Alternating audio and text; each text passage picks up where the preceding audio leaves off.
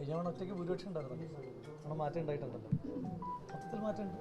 ഞാൻ ഇതിനകത്ത് ആകെ പറയാനായിട്ടുള്ളത്, ജനം വളരെ പ്രബുദ്ധരാണ്. നമ്മൾ അവർ യഥാർത്ഥ കാര്യങ്ങൾ കേൾക്കരുതെന്ന് പറഞ്ഞ് എത്ര മറ്റൊച്ചകൾ വെച്ചാലും അവർ കേൾക്കേണ്ട കാര്യങ്ങൾ അവർ കേൾക്കും. അവർ യഥാർത്ഥത്തിൽ കാണേണ്ട കാഴ്ചയെ നമ്മൾ എത്ര മറച്ചു പിടിക്കാൻ ശ്രമിച്ച് വേറെ എന്തെല്ലാം കാഴ്ചകൾ സമ്മാനിച്ചാലും അവർ കാണേണ്ട കാഴ്ചകൾ തന്നെ അവർ കാണും. എന്നിട്ട് അവർക്ക് തീരുമാനം എടുക്കാൻ അറിയാം, അവർ തീരുമാനം എടുക്കും.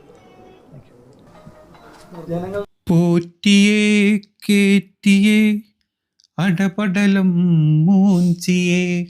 ഇതായില്ലേ കുറച്ചുകൂടെ പാട്ടിൽ ചെറിയ തിരുത്ത് വരുത്തി കേട്ടോ, വേറെ ഒന്നും വിചാരിക്കരുത്. ഇന്ന് കണ്ടൊരു കാര്യമുണ്ട്, അതായത് തെരഞ്ഞെടുപ്പിന് ഏറ്റവും കൂടുതൽ പ്രചരണം നടത്തിയിരുന്നത് വരും രാഹുൽ മാങ്കൂട്ടത്തിൻ്റെ പെണ്ണ് കേസായിരുന്നു. അത് CPM-ൻ്റെ സ്ഥിരം പരിപാടിയാണ്. എല്ലാ ഇലക്ഷൻ്റെ അവസാനം ഒരു പെണ്ണിനെ ഇറക്കൽ, അത് സരിതായിട്ടും സൗമ്യയായിട്ടും പല പേരിൽ പല പല പേരുകളിൽ അവരുടെ വെഴുപ്പ് ബാക്കിയുള്ളവരുടെ തലയിൽ കൊണ്ട് വെച്ച് കെട്ടി ഉള്ളൊരു പരിപാടിയുണ്ട്. പക്ഷെ ഇപ്രാവശ്യത്തെ രാഹുൽ കേസ് അങ്ങനെയൊന്നുമല്ല. ഭയങ്കര വെൽ ഡ്രാഫ്റ്റഡ് എന്ന് നമ്മളെ സണ്ണി പറഞ്ഞ പോലെ തന്നെ വെൽ ഡ്രാഫ്റ്റഡ് ആയിട്ടുള്ള ഒരു കേസ് തന്നെ ആയിരുന്നു.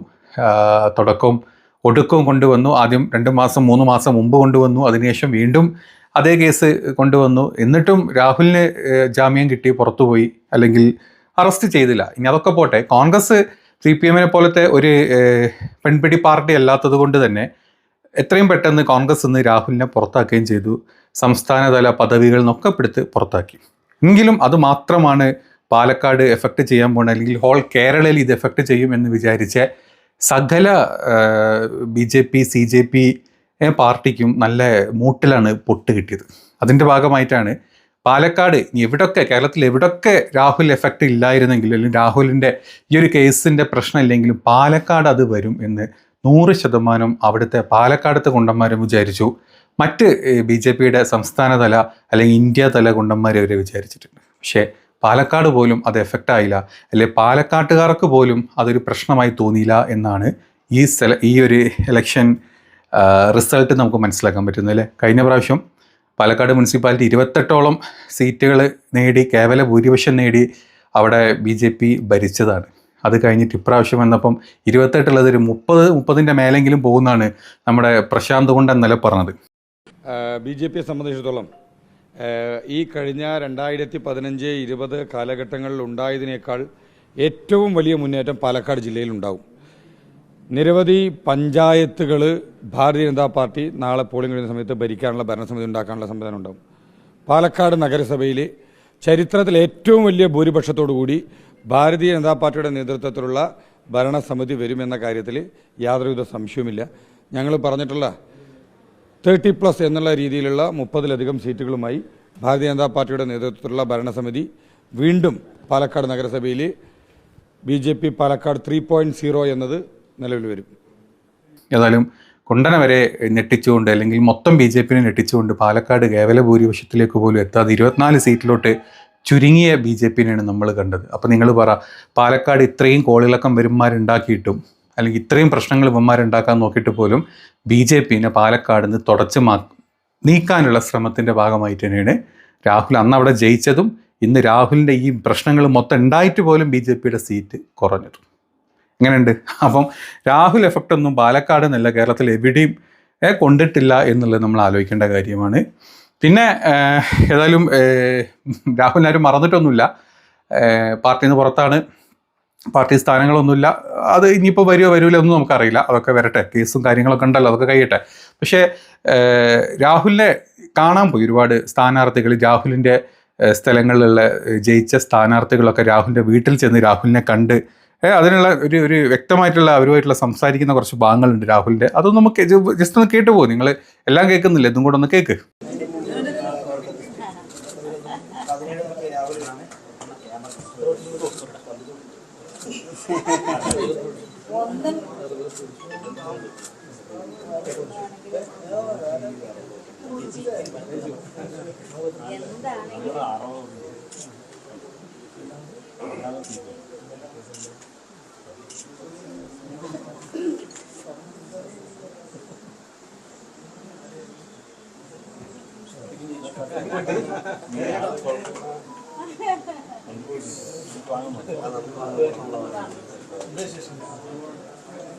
ഇരിക്കുന്നില്ല.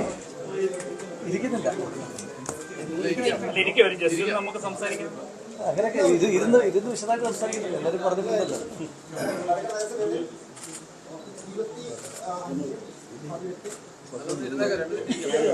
അല്ലെങ്കിൽ നിങ്ങൾ കണ്ടു സന്തോഷം.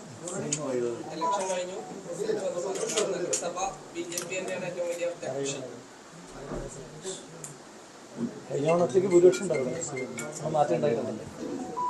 മാറ്റമുണ്ട്. ഞാൻ ഇതിനകത്താകെ പറയാനായിട്ടുള്ളത്, ജനം വളരെ പ്രബുദ്ധരാണ്.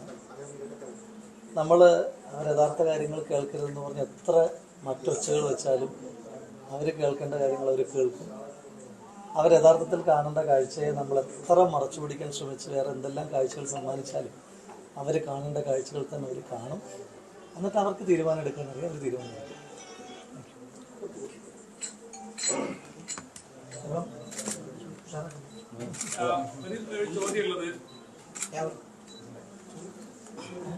മാധ്യമസമ്മേളനമായിട്ടില്ല ഇപ്പോൾ.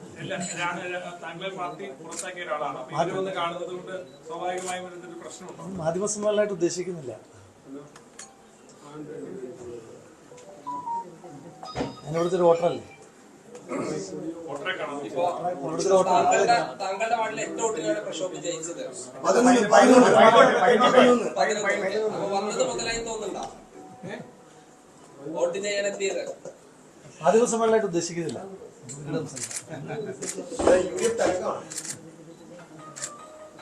ജനങ്ങളുടെ തരംഗമാണ്, ജനങ്ങൾക്കറിയാൻ തീരുമാനം.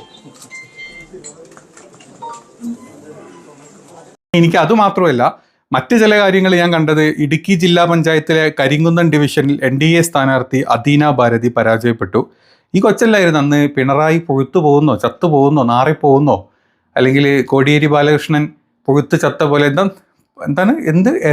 ഇന്ന് ചത്ത പോലെ എന്തൊക്കെ അല്ലേ, വലിയ പ്രശ്നങ്ങളൊക്കെ ഉണ്ടായിരുന്നല്ലോ അല്ലേ. നമ്മളൊരു വീഡിയോ ഇന്നും മറന്നുപോയി. എന്തായാലും പൊഴുത്ത് ചത്തുന്നോ അല്ലെങ്കിൽ എരന്ന് ചത്തുന്നോ ഒക്കെ പറഞ്ഞു കേട്ടിരുന്നു. ഏതായാലും കൊച്ച് നല്ല 8 നിലയിൽ പൊട്ടിയിട്ടുണ്ട്.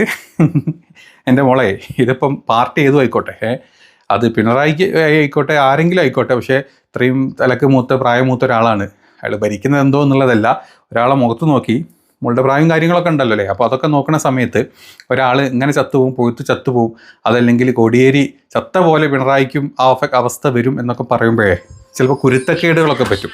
അതാണ് ചില സമയത്ത് ഈ കുരുത്തക്കേട്, അത് അപ്പുറത്തുള്ള ആൾ നല്ലത് ചെയ്തോ ചീത്ത ചെയ്തോ എന്നില്ലെങ്കിൽ അപ്പുറത്ത് അയാൾ നിന്നൊന്നും ചെയ്തിട്ടില്ലെങ്കിൽ, അല്ലെങ്കിൽ ഒരു വയസ്സിന് മൂത്തതിൻ്റെ ഒക്കെ ഓരോ കാര്യങ്ങൾ വരുന്ന സമയത്ത് നമ്മൾ ഈ തർക്കുത്തരൊക്കെ കണ്ണടച്ചിട്ട്, കാരണം നമുക്ക് പറയാനൊന്നുമില്ല, മോക്ക് പറയാൻ പ്രത്യേകിച്ച് ഒന്നുമില്ല, ജസ്റ്റ് ഇങ്ങനെ പാർട്ടിയിലോട്ട് വന്ന് ഇങ്ങനെ വളർന്നു വരുന്ന ഒരാളാണ്. അപ്പം രാഷ്ട്രീയപരമായിട്ട് നമുക്ക് ആരെയും ചീത്ത പറയാം, അല്ലെങ്കിൽ രാഷ്ട്രീയപരമായിട്ട് നമുക്ക് ആരെങ്കിലും വിമർശിക്കുകയൊക്കെ ചെയ്യാം. അതല്ലാണ്ട് ചത്തുപോകും, പൊഴുത്ത് ചാവും, നാറി ചാവും എന്നൊക്കെ പറഞ്ഞു കഴിഞ്ഞാൽ മോളിതുപോലെ പൊഴുത്ത് തോറ്റുപോകും.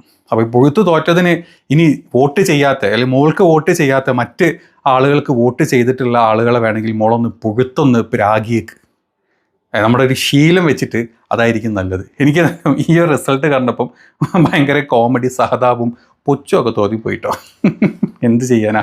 ഏതായാലും ഇതൊക്കെയാണ് നമ്മുടെ ഇന്നത്തെ വിധി. ഇനിയും പല കാര്യങ്ങളുണ്ട്, പല പല വീഡിയോകളും അല്ലെങ്കിൽ പല പല കാര്യങ്ങളും പുറത്തു വരുന്നുണ്ട്. പല ആളുകളെ പറ്റി പലരും പുറത്തോട്ട് വന്ന് പറയുന്നുണ്ട്. നമ്മുടെ മേയർ ആര്യനെ പറ്റിയൊക്കെ കൂടെ നടന്നവരൊക്കെ തന്നെ പച്ചക്ക് വിളിച്ച് പറഞ്ഞിട്ടുണ്ട്. നമുക്കതിനെപ്പറ്റി അതിൻ്റെ കൂടുതൽ ഡീറ്റെയിൽസ് ഒക്കെ വരട്ടെ. ഏതായാലും ഇതൊക്കെയാണ് സ്റ്റാർട്ടിങ്ങിൽ ഇന്നത്തെ ഏറ്റവും ഹൈലൈറ്റ് ആയിട്ടുള്ള ചില കാര്യങ്ങൾ.